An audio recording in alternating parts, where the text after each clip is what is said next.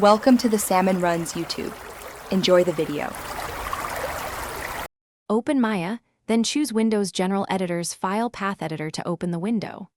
The File Path Editor displays a table of file nodes and their current paths, grouped by type, and showing whether each path is absolute or workspace relative. Use the filter box to type a substring and limit visible entries to only those file nodes whose paths match. You can expand or collapse groups and resize columns for path node, and type to reveal full path text for quick inspection before making edits. Select one or more entries in the File Path Editor and click Edit Path to change a single path, or click Replace to perform batch edits on multiple selected paths. In Replace mode, enter a from string and a to string, then use Preview to verify the number of replacements reported before you click Apply. This avoids accidental mass changes.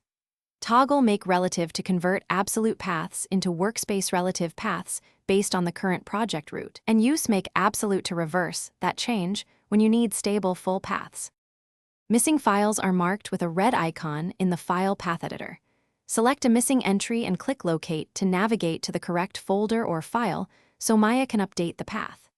You can export selected path entries to a CSV for auditing or team review by choosing Export CSV from the File Path Editor menu, which records node, path, and type columns.